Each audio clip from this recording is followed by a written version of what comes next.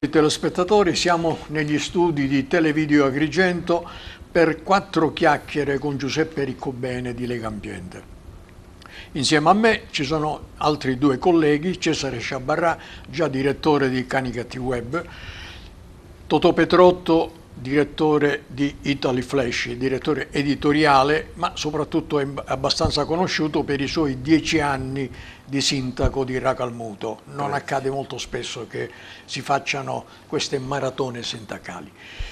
Io vorrei, la prima domanda di solito può sembrare intimidatoria, però il mio ruolo stasera è quello di fare una prima domanda di posizionamento e vorrei chiedere a Giuseppe Riccobene, come anche agli altri miei colleghi. Ecco, viviamo in un momento di grande esacerbazione ad Agrigento, no? C'è un passato che ci sta venendo addosso in maniera abbastanza clamorosa, però c'è anche un po' di speranza perché si vedono associazioni libere, partiti che programmano e cercano di rinsaldare un diverso rapporto con la città.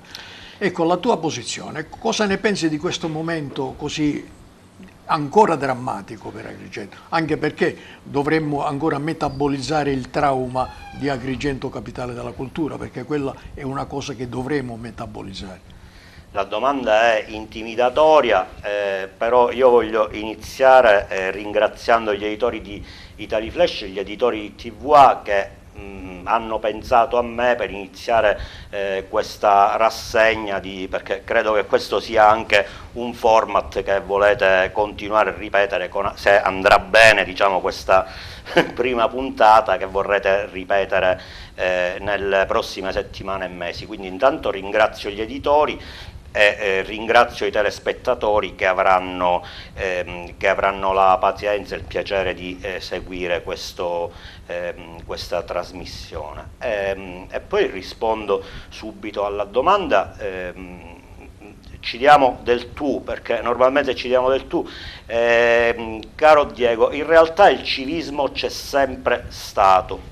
Il problema del civismo è stata la incapacità di aggregarsi, perché il civismo, le teste pensanti, le buone idee ci sono sempre state. Quello che è mancato in una parte politica che io potrei definire progressista, ma in realtà nemmeno progressista, diciamo in una parte politica, e se non vogliamo neppure parlare di politica, in una parte della città che io definisco pensante, la capacità di stare insieme. È questo che è mancato, quindi la speranza per il futuro non è che si affacciano nuove idee, nuove persone, ma che le persone che le idee le hanno sempre avute e ci sono sempre state, ma non le hanno sapute comunicare in sinergia, domani lo sappiano fare. Anche per... Confermi che è stata anche un po' dormiente la nostra città, ecco, si è un po' seduta? Assolutamente sì, di alcune cose non ci si è accorti in tempo, non ci si è accorti tutti, e quindi poi i risultati sono quelli assolutamente che ci aspettiamo rispetto a un solo. Se tutto quello che noi abbiamo saputo fare è stato un'idea ogni tanto, una cosa ogni tanto, non l'abbiamo saputo fare in sinergia, ovviamente poi i risultati sono quelli che tutti oggi magari contestiamo in vario modo. Cesare Sciabarrà, la tua opinione, i tuoi sentimenti, ma io, al di là delle la tua emozione per questa Agrigento. Ma io, al di là delle opinioni, intanto questo appuntamento al buio che in qualche modo abbiamo creato, poco fa Peppe diceva a proposito di civismo, io avendo una certa età ho sentito cinismo e mi è venuto più facile attaccarmi a questa parola, perché di cinismo, diciamo, ad Agrigento ne abbiamo ben donde a iosa, perché trattare una città, una provincia, perché parlare solo di città sarebbe anche riduttivo, così come è stata trattata, io ritengo che diciamo ce ne vuole, perché capitale della cultura. E poi vengo alla domanda, che voglio dire, lascia anche il tempo che trova in questa discussione tra amici, perché non nascondiamo ai nostri telespettatori che siamo 4 amici che in qualche modo ci stiamo confrontando, per cui non è neanche un incontro pluralista, come dicevi prima tu, perché non ci sono... un incontro per uscire dal dormitorio. Esatto. Ma Capitale della Cultura, qualora noi non avessimo avuto la consapevolezza che questa provincia è in caduta libera, Capitale della Cultura ci ha fatto prendere consapevolezza dell'essere in caduta libera, perché i danni che l'incapacità di una classe dirigente, di una classe politica e di una parte delle istituzioni sorde, inefficaci, indifferenti, utilizzate poi, ognuno utilizzi i sostantivi e gli aggettivi che vuole, ci ha fatto prendere atto che da qui non se ne esce. Ecco, se non ci fosse stata questa cosa della Capitale della Cultura, in qualche modo noi avremmo sguazzato in quell'acqua torbida dove sguazziamo da sempre, di una politica becera fatta di piccolo cabotaggio, di piccoli favori, saremmo stati invece, diciamo, quelli più sensibili, e tra questi ci metto anche l'amico Peppe Riccobene, che è sempre in prima linea come attivista, eccetera. Diciamo, hanno preso contezza del fatto che la situazione è molto più drammatica di quella che sembra. E io ho una preoccupazione che voglio condividere con Peppe, che poi farà darà il suo contributo. La mia preoccupazione è che alla fine della fiera, cioè alla fine dicembre di quest'anno, quando si chiuderà questo sipario mai aperto, se vogliamo, prendere consapevolezza che abbiamo perso l'unico treno che è passato negli ultimi 20-30 anni, e avere bruciato la prospettiva a quelle che sono le nuove generazioni. Noi siamo sufficientemente vecchi per dire che a noi ci avrebbe toccato anche ben poco, però alle nuove generazioni, cioè ai ventenni di oggi, questo fa molto male. Tu, da attivista, da persona che comunque vive il territorio e che vive anche le problematiche del territorio legate all'acqua, alla spazzatura, alle inefficienze, eccetera, eccetera, qual è il tuo sentore, cioè qual è il tuo tatuaggio che ti lascia questa disavventura che questa provincia in qualche modo sta vivendo?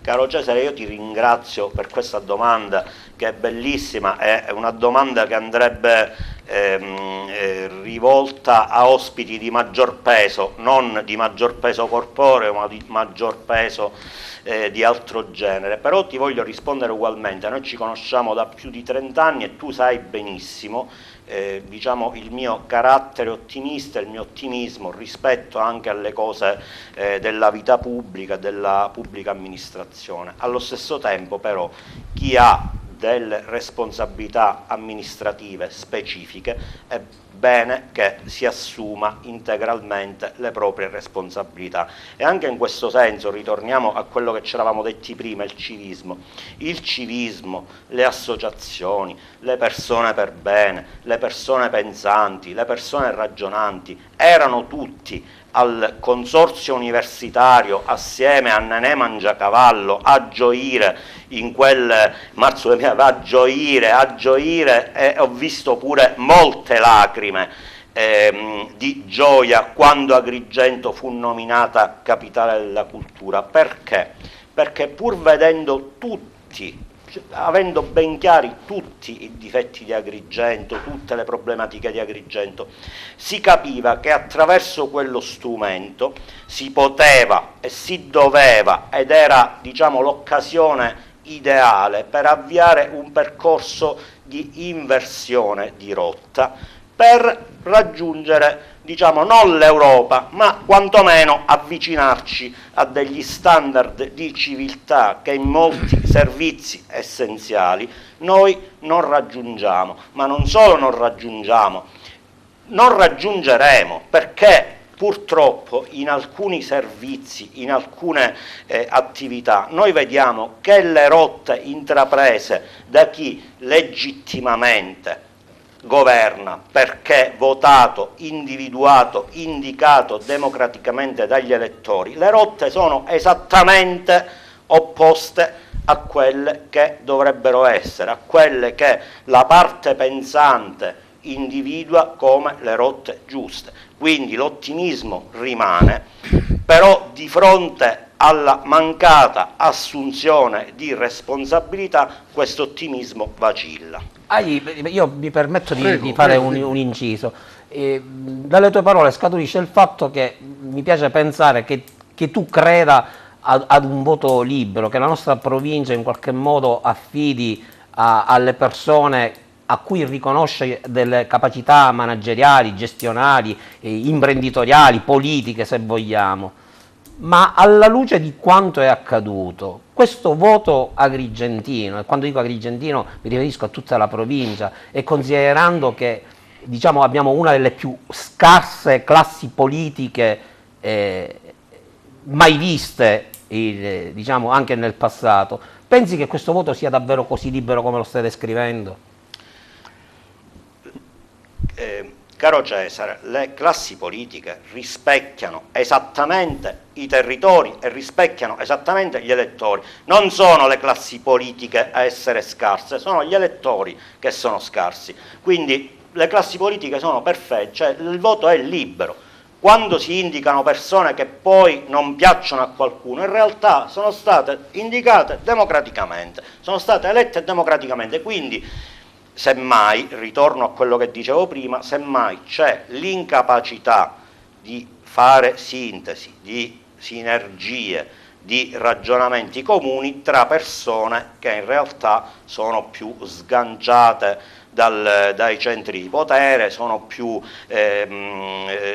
votate al civismo, al volontariato, eccetera. Queste persone che potrebbero fare massa critica molto spesso nel momento elettorale non la fanno, e io mi metto tra questi, nel senso che, a scanso anche per diciamo di cattive interpretazioni di chi ci sta ascoltando, e se è già arrivato fino a qua noi lo ringraziamo, io non sarò mai candidato, perché io ho scelto, diciamo, altre vie, quindi ho scelto la via di un'associazione di volontariato che comunque impedisce statutariamente di candidarsi, eccetera, perché voi mi avete fatto delle sollecitazioni di natura politica, io garbatamente, educatamente e simpaticamente sto rispondendo, ma io non sarò mai candidato a nulla, quindi io sto rispondendo da cittadino e non da potenziale competitor di qualcuno, così mettiamo tutti tranquilli, però mi metto pure io tra le persone incapaci di fare sinergia, di arrivare a una sintesi, perché tranne rari e rarissime eccezioni, io di queste buone sintesi, di queste buone prassi, tranne rare e rarissime eccezioni che comunque conosco sia in provincia sia nel resto della Sicilia per vari motivi, poi uno si muove, si sposta per lavoro, per amicizia, per turismo, quindi tranne rare e rarissime eccezioni questa capacità non ce l'abbiamo, e quindi il voto è libero, e quindi se poi votiamo persone che votiamo complessivamente, persone, indichiamo a votarci persone che non ci piacciono, è perché democraticamente le abbiamo scelte. A proposito dei treni perduti che molto opportunamente il collega Cesare Sciabarrà mandava avanti, io vorrei chiedere anche e ricordare a Totò Petrotto, già sindaco di Racalmuto, che di treni purtroppo Agrigento ne ha persi parecchi. Ricordiamo i fondi di 30 anni fa, quelli per il centro storico, poi per la rete idrica ai tempi in cui era sindaco Marco Zamputo e governatore Lombardo, fino ai 45 milioni dell'attuale fondo per la rete idrica. Quindi come fare affidamento ad una classe politica che è così, diciamo, forse incompetente, immemore di questo nostro territorio? Io preliminarmente, prima di cercare di rispondere o di arrampicarmi sugli specchi, dipende diciamo cose concrete, guarda, facciamo riferimenti concreti. Ringraziare TVA per averci dato questa opportunità oggi di iniziare questo, si spera, ciclo di trasmissione, perché possa essere questo contenitore una base di partenza per poter intavolare un dialogo, una dialettica, a volte anche competitiva, per poter, diciamo, sfornare delle idee, far in modo che ci siano delle progettualità. Anche il gruppo Deni, che è interessato diciamo così, a sposare questa causa, cioè, per una scommessa editoriale anche di più ampio respiro, non solo in provincia ma anche in Sicilia. Merito anche del gruppo Deni avere sollecitato una trasmissione che dopo molti anni finalmente televisivamente è pluralista. Ecco, e tu che sei stato, diciamo così, un veterano di questa TV, di TVA, ne sei consapevole della necessità di riniziare tutti quanti a discutere, perché non si discute più. Devo correggere sul fatto che ho fatto 10 anni e sindaco, sono stati 13, ho fatto 13. Quindi, ancora peggio? Ancora peggio? Sì, molto recidivo sono stato. E l'ho pagata, devo dire l'ho pagata. L'unico peccato che non si perdona spesso in Sicilia, come diceva Tommaso de Lampedusa, è quello di fare, soprattutto quando si fa bene. Ricordiamoci questo, perché molto spesso le buone prassi, i buoni esempi, i modelli diciamo, da seguire vengono spazzati via per favorire delle logiche che poco hanno a che fare con i diritti fondamentali dei cittadini. Perché come diceva il mio illustre concittadino Leonardo Sciascia, il potere non sta nei consigli comunali, nell'assemblea regionale siciliana, nei consigli regionali, sta sempre altrove, ma sta sempre altrove. E allora questo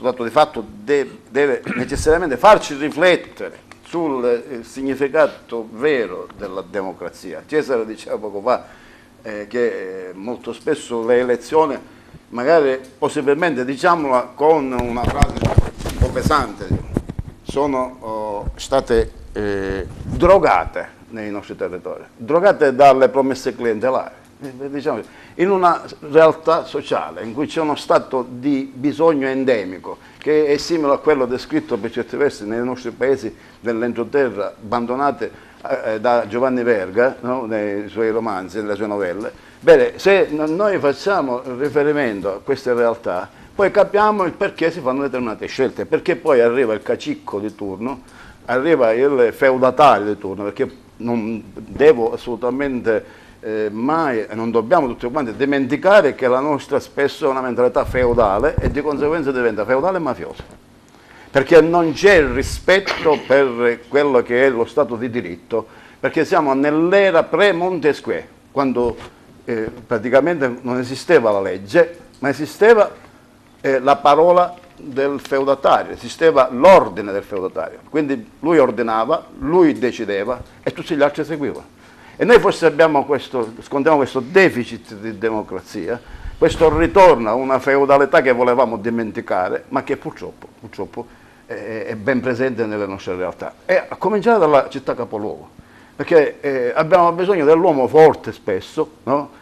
E siamo alla ricerca dell'uomo forte e non facciamo lo sforzo di partecipare tutti quanti alla vita democratica, partecipazione che viene di fatto impedita. La riprova è stata quello che è successo con Agrigento Capitale della Cultura. Tutti coloro i quali hanno elaborato il progetto che è risultato vincente sono stati esclusi all'indomani dell'approvazione del progetto. Quindi è chiaro che c'è la volontà di escludere, non di includere. Questa mentalità, questa cultura esclusiva, cioè che esclude e che diventa esclusiva, evidentemente fa parte di un patrimonio genetico, culturale, che appartiene a una parte politica ben precisa, non è che ci giriamo attorno.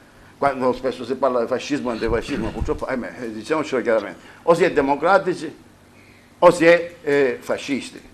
E in Italia siamo ancora fermi. Un amico mio, Alberto Todaro, che era un mio compagno di scuola, ha scritto anche dei libri, una volta mi fece una battuta: in Italia noi amiamo dividerci non in guelfi e ghibellini sempre, c'è questa guerra, no? Questa contrapposizione. Io dico sempre di essere guelbellino, cioè né guelfo né ghibellino, perché la verità sta in mezzo spesso, no? Quindi ecco il senso del dialogo a cui facevo riferimento all'inizio e a cui facciamo riferimento tutti quanti. Il dialogo è fondamentale per poter trovare dei punti di incontro. Ecco, questa situazione che si è venuta a creare è il risultato di una lotta ad excludendum, per cui la lotta di potere che c'è stata in questa provincia, che ha portato alle elezioni di determinati soggetti che noi ben conosciamo, questi appena eletti evidentemente se ne sono fregati degli interessi della collettività. Bene, tornando a questa strategia dell'amichettismo, evidentemente che è stata messa in pratica durante questo anno di Capitale della Cultura, ha fatto dei danni gravi, ma rischia anche di fare dei danni gravi in altri settori, come quello dell'acqua per esempio, oppure dell'edilizia, di tanti altri settori della vita pubblica. Che ne pensi tu, Giuseppe? Poco fa, pure per necessità di sintesi, ho raccontato le lacrime di gioia della vittoria del titolo dell'individuazione di Agrigento Capitale della Cultura. Poi le lacrime in realtà che erano di gioia, quelle stesse persone le trasformarono nei mesi successivi in lacrime di dolore. Quando dico che l'ottimismo vacilla, le lacrime ci furono, prima furono di gioia e poi furono di dolore quando quel gruppo fu messo da parte. Non so con quali motivazioni, non l'ho approfondita, però qualunque motivazione non mi convincerebbe. Oggi più che ieri, cioè più tempo passa, più non esiste e non è plausibile un motivo per mettere fuori chi aveva un'idea ben precisa. E devo dire che nonostante quella convenzio ad excludendum, le associazioni, tutte le associazioni, io ricordo oltre 100 sigle, nel maggio 2024 furono convocate per dare dei suggerimenti, dei consigli, un aiuto anche concreto dall'allora presidente, che poi diciamo fu escluso anche lui, il professor Giacomo Minio, furono convocate presso il consorzio universitario, e ricordo che anche lì, pur essendo già chiaro che si era deciso di cambiare la governance, che si era deciso di fare le cose in un certo modo, le associazioni furono presenti e diedero dei contributi. Io con un'associazione di cui faccio parte, che è Legambiente, lo abbiamo detto poco fa, ma assieme ad altre 4 o 5 associazioni ambientaliste importanti, nazionali, presentammo un progetto, un'idea, utilizziamo il 2025 per fare questa cosa qui. Bene, nessuno ci ha mai risposto. Oggi stanno facendo un bando tardivo, cioè a settembre forse si decide per fare un bando sulle associazioni per dei progetti da 15.000 euro. Assolutamente io non credo, sono anzi quasi certo che Legambiente non abbia partecipato a questa cosa, perché diventa una cosa anche abbastanza risibile e ridicola, o comunque anche a me non convince. Quindi, però io voglio ritornare a quando tu dicevi le elezioni sono drogate. Dico, la droga fa male, però in realtà tra persone maggiorenni, perché poi le persone che vanno a votare sono tutte maggiorenni, io dico che quando votano in un certo modo consegnano, quindi se stanno assumendo droga lo stanno facendo consapevolmente, dico, anche lì siamo nella libertà. Poi un sindaco, un amministratore, un deputato, un presidente del consiglio, dico, non sono lì perché ci sono arrivati, perché gliel'ha portato un UFO, gliel'hanno portato gli elettori, e gli elettori hanno deciso consapevolmente di farsi governare in quel modo. Dico, poi la democrazia ha dei sistemi, perché ci sono delle città, delle regioni e a volte diciamo anche degli interi paesi d'Europa che funzionano bene, o anche addirittura funzionano benissimo, e a volte sono pure delle piccole comunità magari a noi vicine, che noi conosciamo perché giriamo. Quindi voglio dire, la democrazia funziona, perché se ci fosse un sistema mafioso, marcio ovunque, dico, non ci sarebbero anche delle esperienze positive vicino a noi. Quindi l'esperienza positiva è possibile ovunque, anche nei posti più martoriati e massacrati come Agrigento. Quindi io la vedo comunque una via d'uscita. Posso dissentire sì, su questo ragionamento? Certo. Io voglio dissentire per un semplice passaggio. Io sono stato anche candidato a sindaco, per cui conosco bene le dinamiche politiche viste dal dentro, non viste dal fuori.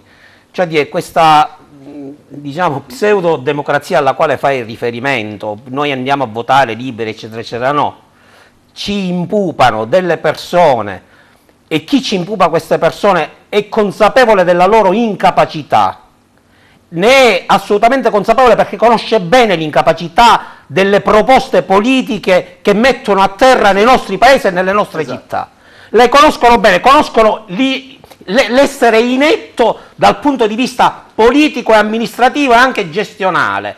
Quindi non prendiamoci in giro. Quando la proposta è un elemento che sappiamo non essere capace neanche di fare l'amministratore del proprio condominio, e ce lo propone a gestire una comunità. Io non faccio nomi, non faccio riferimenti per evitare, diciamo, diatribe di qualsiasi genere, ma è la politica, sono i cosiddetti pupari che ci producono, e ti dico anche che lo fanno in maniera scientifica, e nella nostra provincia c'è una grande attenzione nell'individuare la gente più incapace. Sai perché? Perché loro riconoscono implicitamente di essere incapaci loro stessi, e qualora dovessero individuare un personaggio politico capace rischierebbero di essere surclassati. Esatto. Quindi è una tecnica precisa, scientifica. In questo sono dei professori, sono dei maestri. Quindi caro Peppe, cioè di adulcorare questa democrazia, questa libertà di voto, eccetera, eccetera. Se a me propongono un perfetto idiota e poi misto a questa salsa ci mettono pure quello a cui faceva riferimento Totò Petrotto, cioè il bisogno atavico che questa popolazione ha dell'acqua, da spazzatura, da favoreggio, da visita al medico, eccetera, eccetera, è la tempesta perfetta. Quindi ti costringo a votare un idiota, ti metto sotto scopa, come si suol dire dalle nostre parti, picchimi la butari, l'idiota io me lo gestisco come voglio e quando voglio, distrugge, no, io non faccio riferimento a nessun tipo di territorio, parlo in maniera generica, perché se tu poi te ne vai in altre zone della Sicilia, se te ne vai nel Ragusano, nel Siracusano, nella parte orientale della Sicilia, eccetera, eccetera, ci sono degli esempi virtuosi, ma perché il livello dei politici, diciamo, che decidono chi mettere sui territori è più alto del livello dei politici che abbiamo su questo territorio. Per cui noi ancora oggi ci stiamo a masturbare sull'acqua, sulla spazzatura, sull'aeroporto, sul turismo, sulle spiagge, sulla fognatura. È una masturbazione mentale dalla quale non riusciamo ad uscire, perché ci sono 3-4 capi popolo che da qualcuno decenni, addirittura che non ha mai parlato, qualcuno che non ha mai parlato, non ha mai detto una parola parlamentare. Io vivo tra Canicattì e Porto Empedocle, per cui conosco bene le dinamiche di alcuni, anche di questi che non appaiono, che non si vedono, i cosiddetti pupari, no? Io tra l'altro in uno spot elettorale, quando mi sono candidato io, chiesi ad un puparo, ad uno che si occupa di pupi siciliani, di farmi lo spot elettorale con i pupi siciliani.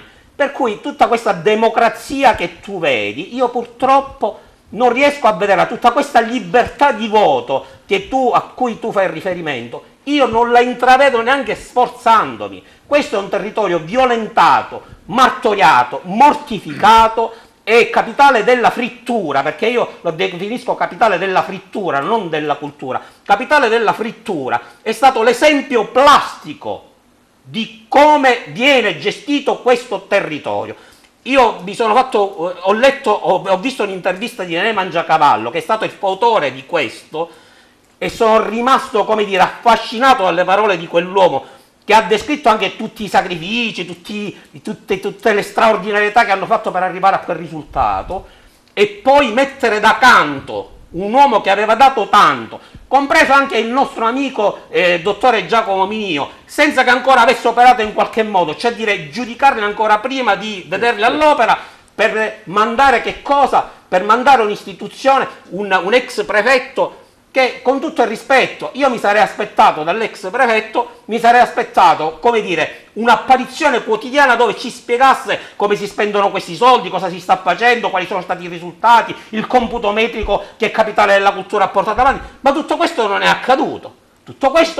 Ora vorremmo capire, cioè, qual è stata la finalità di depauperare, cioè di defenestrare coloro i quali sono stati gli artefici di Capitale della Cultura per commissariare questa struttura, per vedere la brutta figura mondiale che abbiamo fatto e che ci porteremo indietro per i prossimi 30 anni. Tutto questo, caro Peppe, e chiudo, non è che dice vabbè, ma a me chi mi interessa, direbbe no il cittadino medio. Tutto questo si traduce nella perdita del valore del mercato immobiliare, si traduce nella perdita di capacità attrattiva della nostra provincia dal punto di vista turistico, si traduce nella perdita di posti di lavoro, perché perdendo la capacità attrattiva si perdono posti di lavoro perché le attività chiudono. Tutto questo ha una traduzione poi. Certo, non riguarda coloro i quali in tutto questo ambaradanni, chi si è messo in tasca 20.000 euro, chi se ne è messi 30, perché hanno speso 20 milioni di euro, ma non abbiamo capito come li spinnero. E siccome io sono garantista, vorrei immaginare che un giorno siano nelle condizioni di spiegarci come hanno speso questi 20 milioni di euro. E di questi giorni la prossima città Capitale della Cultura, Foligno, adesso non ricordo qual è, se te lo ricordi mi aiuti tu, sì, forse che nel 2027 ha già dato un incarico ad un pool di architetti di creare i layout estetici della città per accogliere Capitale della Cultura 2027. Qua invece che cosa hanno fatto? Cioè è paradossale vedere 4 serate, 4 spettacoli con il teatro completamente vuoto. Ma hai fatto il primo spettacolo, non l'hai saputo pubblicizzare, non l'hai saputo, hai visto che i posti sono vuoti, fermati. No, 100.000 euro buttati così. E mi ricollego al discorso dell'acqua, il dissalatore che era l'urgenza, che dovevano risolvere il problema eccetera eccetera. Il dissalatore oggi è fermo. È rumoroso a tal punto che quelli della Capitaneria, che voglio dire è un organo istituzionale, non possono dormire, non produce acqua, ha fatto scappare le tartarughe da quel luogo e aggiungo di più, hanno speso circa 20 e rotti milioni di euro, ritorna questa cifra, però 30 milioni di euro e non trovano, caro Totò, caro Diego, non trovano 2 soldi spicci per aggiustare 200 metri di ponte che ha isolato Porto Empedocle da 4 anni e ha rischiato di fare stragi di intere famiglie, perché lì si fa una manovra, gli empedoclini e gli agrigentini sanno di cosa stiamo parlando, del ponte all'uscita della galleria, 200 metri di ponte chiuso da 4 anni, che ha isolato un paese e mette a repentaglio famiglie intere ogni giorno perché azzardano delle manovre pericolosissime. Questa per non parlare dell'altro, a proposito dell'altro incompiuto, quella è vicino alla zona industriale, insomma, parliamoci che quella 30 anni. Perdonami, no, io vorrei un po', diciamo, chiudere con una domanda fondamentale, riferendomi all'attrattiva turistica, eccetera. Noi abbiamo avuto un arco costituzionale, va bene, che ha detto sì al rigassificatore, va bene?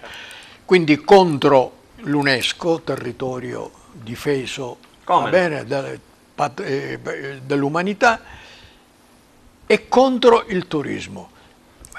Questa è una classe politica poco affidabile, perlomeno per dirla in termini abbastanza generosi, ma la ricerca degli eredi attuali dove la troviamo? Chi la farà? E saremo costretti a fare una grave ricerca di eredi politici.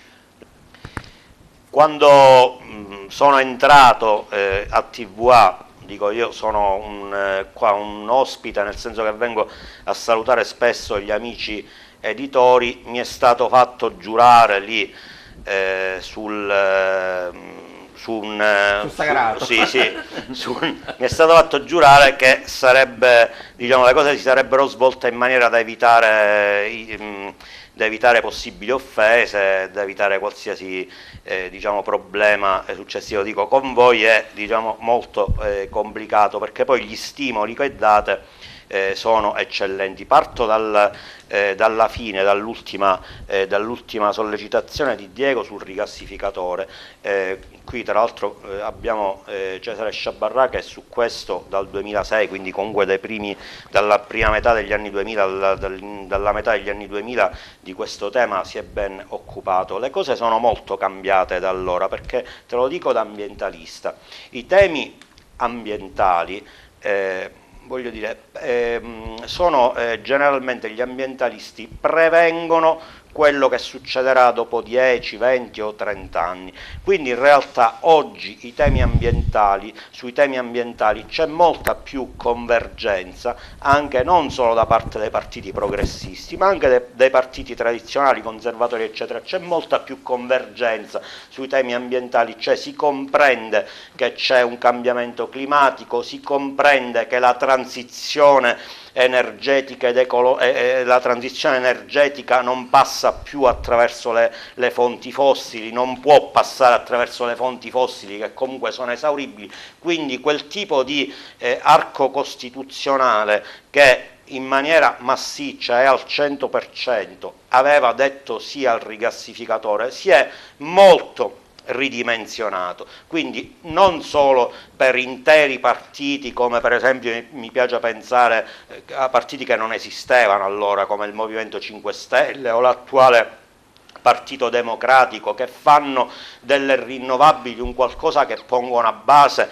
dei propri programmi elettorali, ma anche molti partiti di centrodestra hanno una attenzione maggiore, quindi mentre il pericolo c'è sempre, perché è notizia di pochi mesi fa, l'assessore all'energia ha reiterato i decreti, attenzione, ci sono assolutamente, mi sto riferendo proprio a questo, quindi non mi sottraggo alla domanda, quindi il pericolo è sempre in agguato, ma la sensibilità non è quella di 20 anni fa, quella che portava personalità come Cesare e altri però le decisioni vengono prese nel silenzio.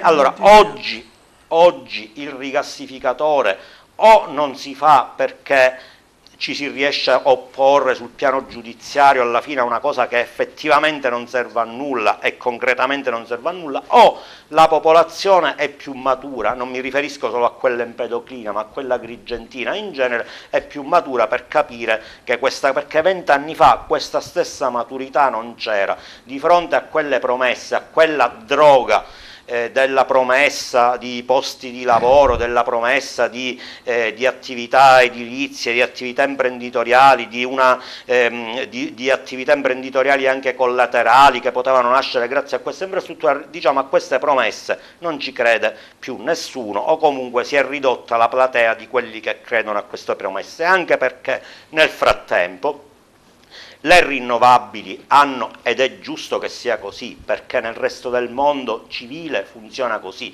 hanno preso piede, diciamo l'energia sappiamo che possiamo prenderla anche da fonti non fossili, l'unica cosa delle rinnovabili è che, questo lo diciamo sempre come Lega Ambiente, però io lo dico pure adesso, è che vanno fatte bene, cioè le rinnovabili vanno fatte bene, quindi devono essere assolutamente compatibili con il territorio, perché qualche intervento sbagliato ovviamente rischia di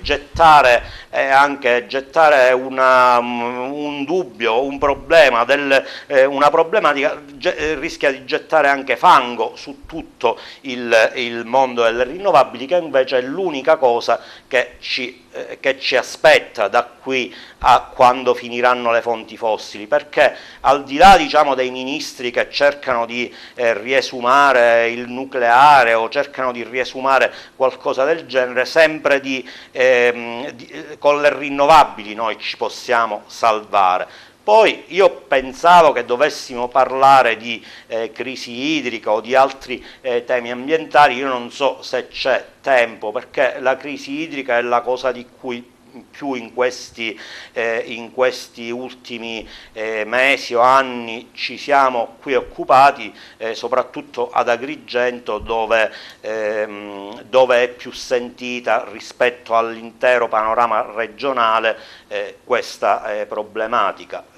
Noi veniamo da anni in cui parlavamo poco prima di entrare con il professor Petrotto, parlavamo di considerazioni molto negative che l'utenza faceva sul gestore privato che fino al 2018 ha gestito il servizio idrico in provincia. Le considerazioni erano relative a un servizio che non piaceva, a una tariffa elevata e alle assunzioni che erano, diciamo, pilotate dalla politica. Ebbene, oggi abbiamo un servizio che funziona peggio, una tariffa che è più alta di almeno il 30% e il famoso assumificio alla fine ha prodotto 300 nuovi dipendenti pubblici, quindi abbiamo fatto dei grossi passi indietro anche rispetto alla gestione dell'acqua. Però non dobbiamo gioire di questo, scusa, sì, difatti cioè, però un nessuno attimo sta solo, appunto chiudiamo con questa situazione. Però per la storia io vorrei rendere omaggio ai 7.000 cittadini agrigentini che quando sindaco Marco Zambuto votarono contro il rigassificatore. Furono 7.000 voti netti, precisi. Totò, io faccio appello alla tua esperienza di sindaco. Come acqua e rifiuti, come siamo messi? No, ecco, quali speranze possiamo nutrire per un riassetto più decente, ecco, di tutta questa materia? Penso che tu e Giuseppe potete benissimo...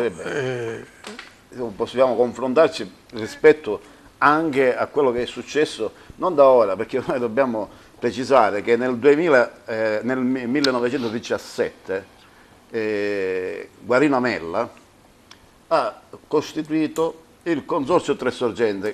Parliamo di colui il quale ha gettato le basi dell'acqua pubblica nel 1917, in piena Prima Guerra Mondiale. Nel 2004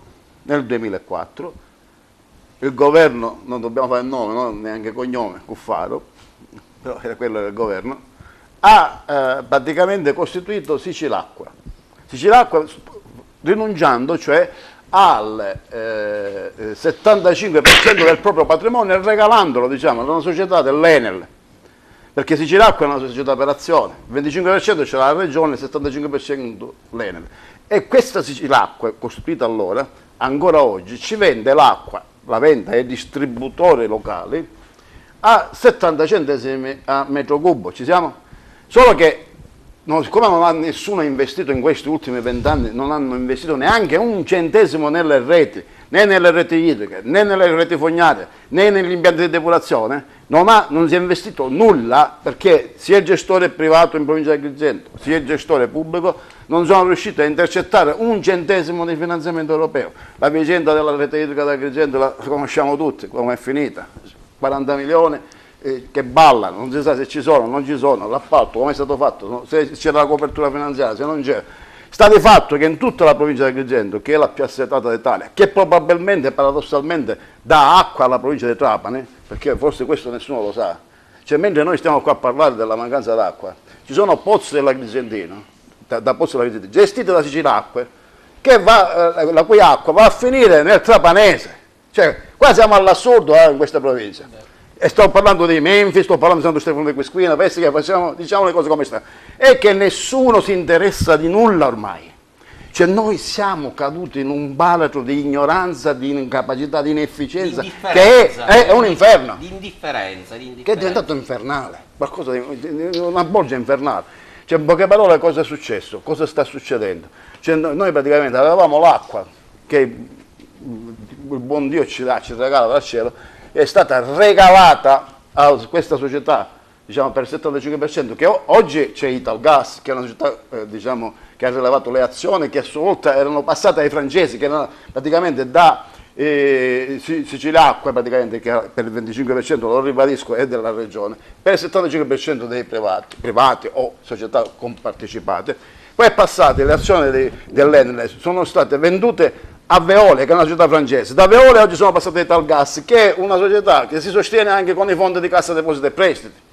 Cioè voglio dire, guardate che ci sono dentro americani e cinesi dentro le compagnie nazionali, di BlackRock, cioè il più importante fondo americano, ha azioni di Sicilacque. Ma queste cose chi ve le dice? Chi le dice in giro?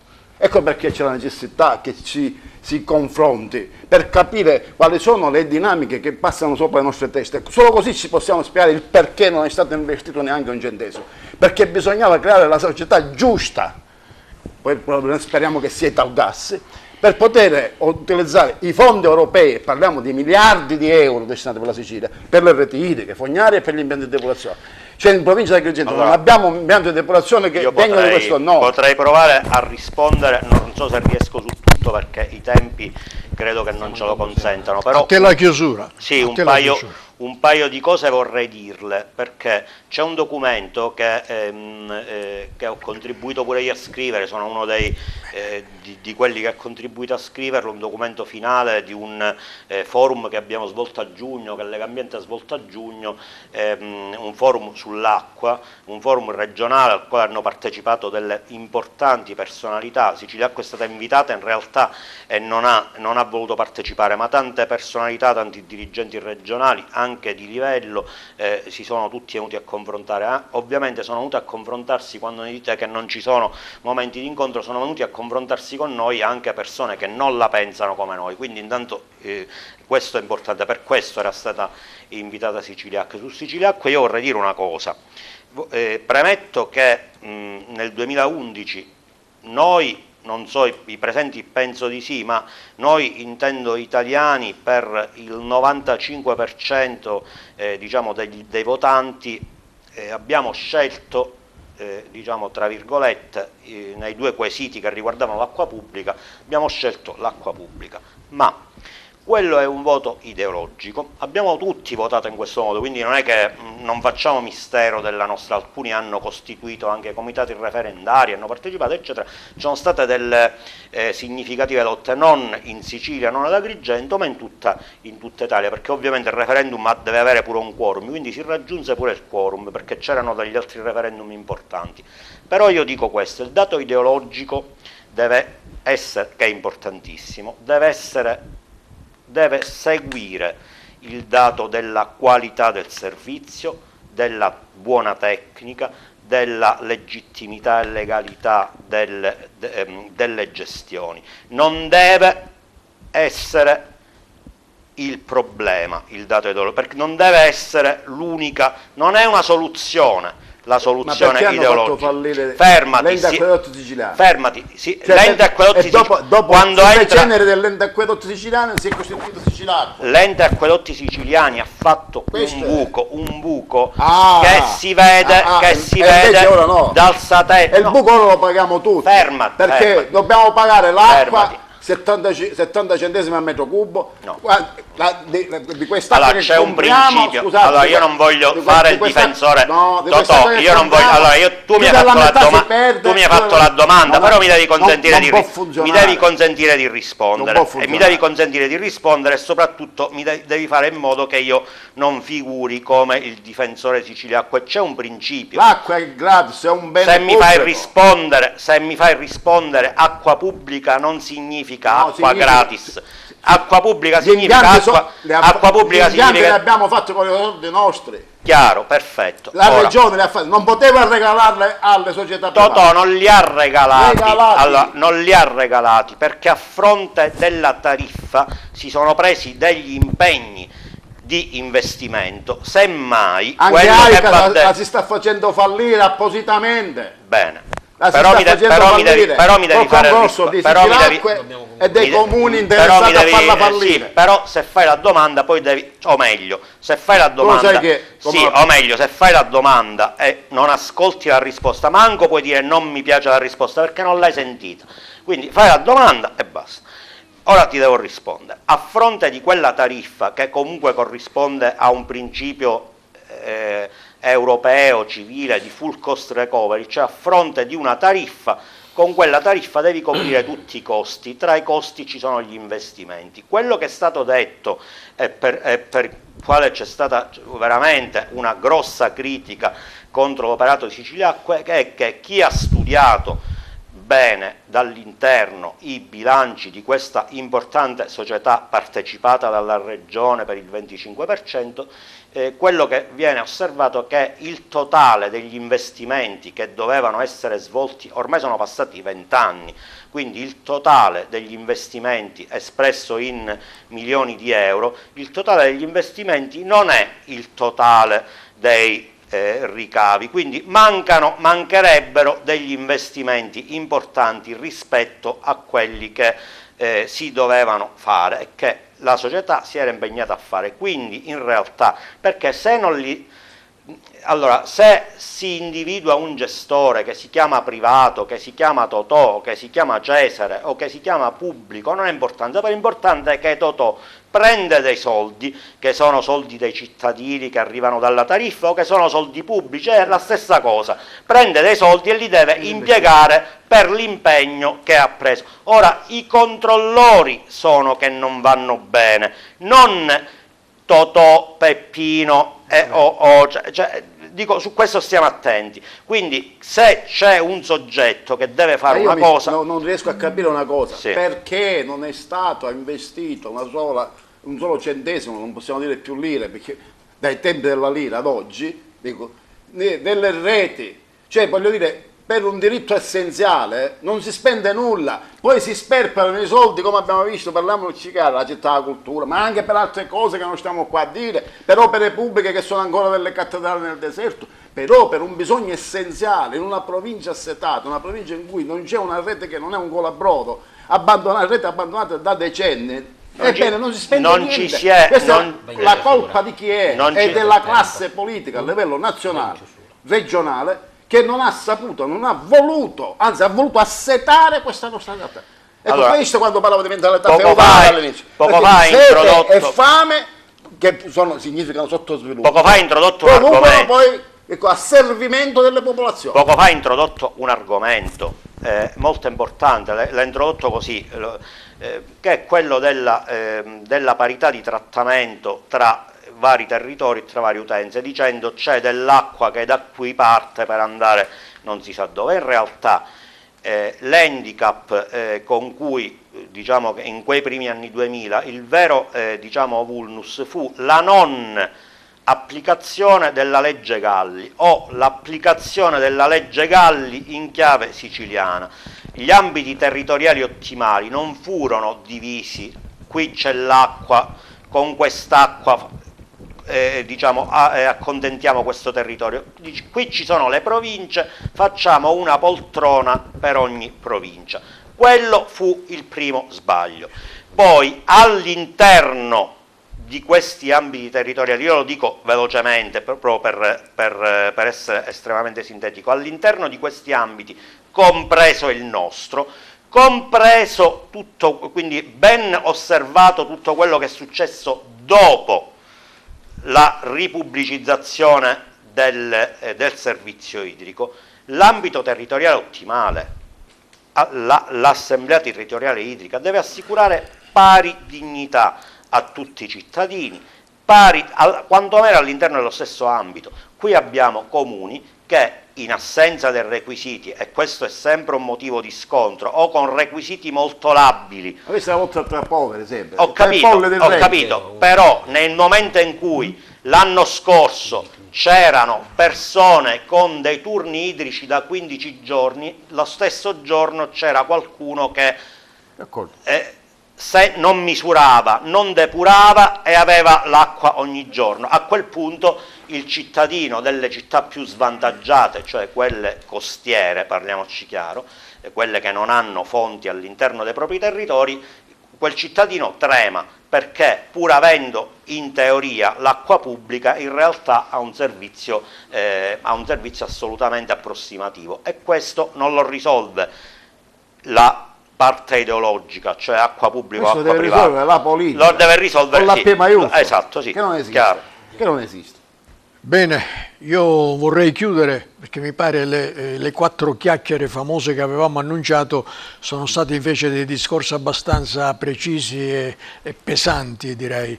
Quindi io ringrazio Giuseppe Riccobene, Totò Petrotto, Cesare Sciabarrà, ringrazio anche TVA Televideo Agrigento e grazie anche a voi telespettatori che avete avuto la cortesia di seguirci fino ad ora. Buonasera. Buonasera. Buonasera.